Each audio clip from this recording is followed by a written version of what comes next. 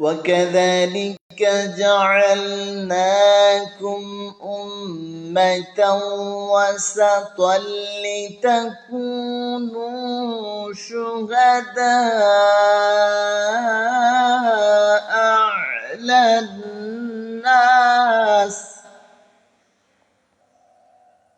على الناس ويكون الرسول عليكم شهيدا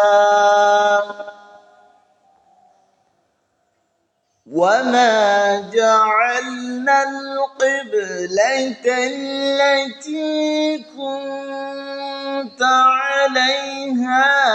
إلا لنعلم من يتبع الرسول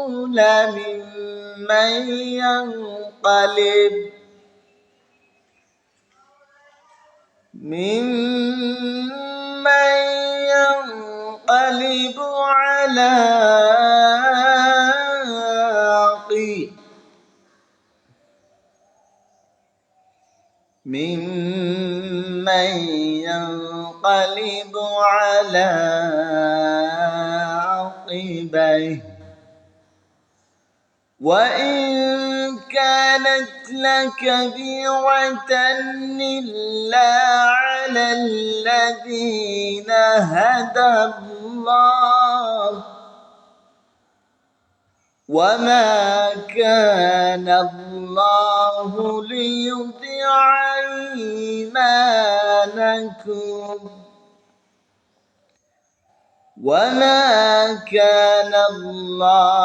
ليضيع إيمانكم إن الله بالناس لرءوف رحيم رب العالمين বলেন وكذلك جعلناكم أمة وسطا لتكونوا شهداء على الناس এভাবে আমি তোমাদেরকে এক মধ্যমপন্থী উম্মত রূপে প্রতিষ্ঠিত করেছি যাতে তোমরা মানবের সাক্ষী স্বরূপ على الناس ويكون الرسول عليكم شهيدا যাতে তোমরা মানবের সাক্ষী স্বরূপ এবং রাসূল তোমাদের জন্য সাক্ষী স্বরূপ হবে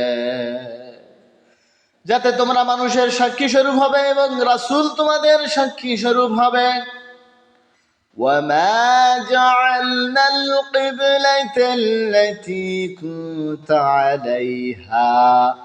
إلا لنعلم من يتبع الرسول ممن ينقلب على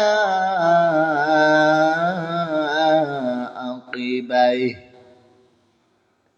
আপনি এ যাবৎ যে কেবলার অনুসরণ করেছিলেন উহাকে এজন্য প্রতিষ্ঠিত করেছিলাম যাতে জানতে পারি কে রাসূলের অনুসরণ করে আর কে রাসূল থেকে মুখ ফিরিয়ে নেয় রব্বুল আলামিন বলেন আমি কেবলা এজন্য অনুসরণ করেছিলাম আমি বাইতুল মুকাদ্দাসকে এজন্য কেবলা করেছিলাম আমি দেখতে চেয়েছিলাম কে আপনার অনুসরণ করে আর কে আপনার থেকে মুখ ফিরিয়ে নেয় وإن كانت لكبيرة إلا على الذين هدى الله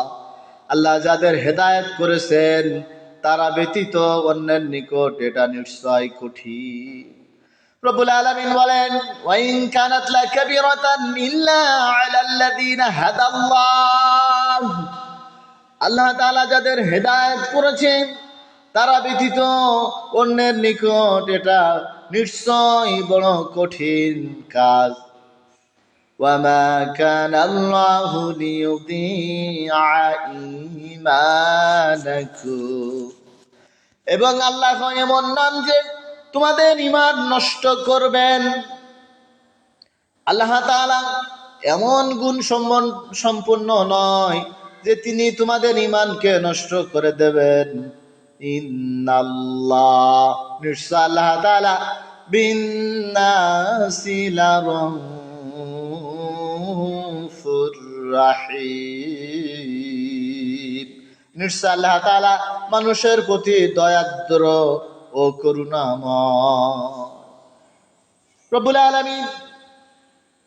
এই আয়াতের শানে নজুলে